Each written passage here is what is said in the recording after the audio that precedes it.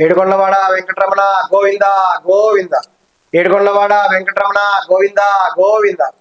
ఏడుకొండలవాడ వెంకటరమణ గోవింద గోవింద. ఇప్పటికీ కూడా తిరుమల తిరుపతిలో లడ్డు అపచారం కూడా కొనసాగుతూనే ఉంది. ఏంది ఇది ఇలా చెప్తున్నాను అనుకుంటున్నారా? ఈ ఇష్యూ గురించి కూడా మనం ఒకసారి కొంచెం గమనిద్దాం. మొన్న కూటమి ప్రభుత్వం కూడా అధికారంలోకి వచ్చింది. వచ్చిన తర్వాత వాళ్ళు చాలా జాగ్రత్తగా గమనించి ఒక విషయాన్ని బయటికి తీశారు. అదేంటంటే జగన్మోహన్ రెడ్డి గారు ప్రభుత్వంలో ఒక నిర్ణయం తీసుకున్నారు. వాళ్ళు చాలా తక్కువ రేటుకి, కేవలం 400 రూపాయల రేటుకి నెయ్యిని కొంటున్నారని, అందులో అనేక మాంసము ద్రవ్యాలు, ఇతర ద్రవ్యాలు కూడా కలిసి ఉన్నాయని, ఎంతో అపవిత్రం జరిగిందని కూడా చెప్పడం జరిగింది. ఆ సమయంలో ఆ యొక్క రెడ్డి గారు ఒక వివరణ ఇచ్చారు. అదేంటంటే 3 రకాల నెయ్యిలు తిరుమల తిరుపతి దేవస్థానం కొంటుందని. ఒక రకమైన నెయ్యి ఏంటంటే అత్యంత స్వచ్ఛమైనది, దాదాపు 2000 రూపాయల కేజీ పెట్టి కొంటారు. అది ఆ నెయ్యితో చేసేటువంటి ప్రసాదాలు కేవలం స్వామివారికి మాత్రమే నివేదిస్తారని. ఇంకొక రకమైనటువంటి లడ్డులో ఉపయోగించేటువంటి నెయ్యి అంత రేటు ఉండదు, 400 రూపాయలు మాత్రమే ఉంటుంది, తక్కువ రేటుగా ఉంటుంది.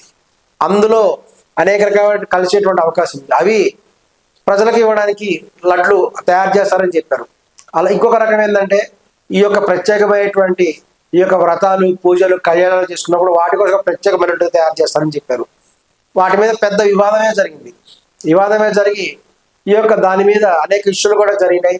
చివరికి ఆ యొక్క నెయ్యి కాంట్రాక్టర్ తీసివేయడం జరిగింది. వీళ్ళు కొత్త కాంట్రాక్టర్స్కి ఇచ్చారు. కానీ ఇప్పుడు జరుగుతుంది ఏంటి?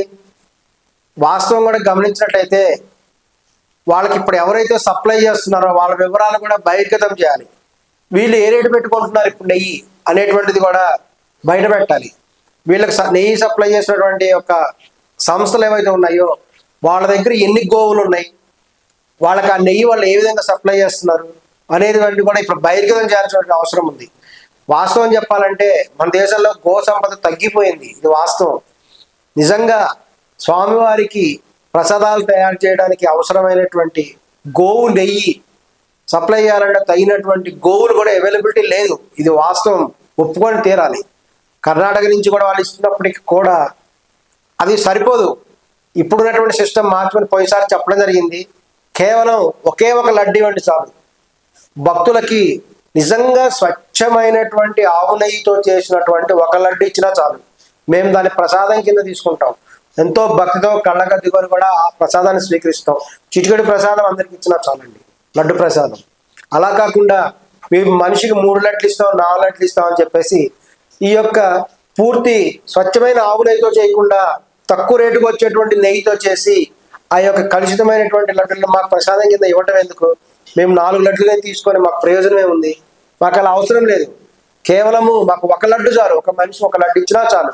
ఆ యొక్క లడ్డు స్వచ్ఛమైన ఆవు నెయ్యితో కూడా చేసి ఉండాలి. ఈ యొక్క వివరాలన్నీ కూడా ఇక టీడీడీ వాళ్ళు కూడా బహిరంగ ప్రకటన ద్వారా తెలియజేయాలి. ప్రస్తుతం వాళ్ళు ఎక్కడి నుంచి ఈ యొక్క నెయ్యిని తీసుకుంటున్నారో, ఆ తీసుకునేటువంటి సంస్థల యొక్క ఈ సోర్స్ ఏంటి, వాళ్ళకి ఆ నెయ్యి వాళ్లకు ఇస్తున్నారంటే వాళ్ళ దగ్గర ఎన్ని ఆవులు ఉన్నాయి, ఈ వివరాలన్నీ కూడా బహిరంగంగా తెలియజేయాలి. కాబట్టి స్వచ్ఛమైన ఆవు నెయ్యితో తయారు చేసిన నెయ్యి లడ్డులు మాత్రమే భక్తులకు ఇవ్వాలి. ఒకటి ఇచ్చినా పర్వాలేదు, చిన్న లడ్డు ఇచ్చినా, ఒకటి ఇచ్చినా పర్లేదు. స్వచ్ఛమైన ఆవు నెయ్యితో చేసింది ఈ యొక్క స్వామివారికి సమర్పించిన లడ్డు ఇస్తే దాన్ని ఎంతో సంతోషంతో మేము స్వీకరిస్తాం అని కూడా ఈ విధంగా తెలియజేస్తున్నాం. త్వరలోనే ఈ యొక్క టీడీడీ వారు దీని మీద బహిరంగ ప్రకటన చేయాలి అని కూడా విజ్ఞప్తి చేస్తున్నాం.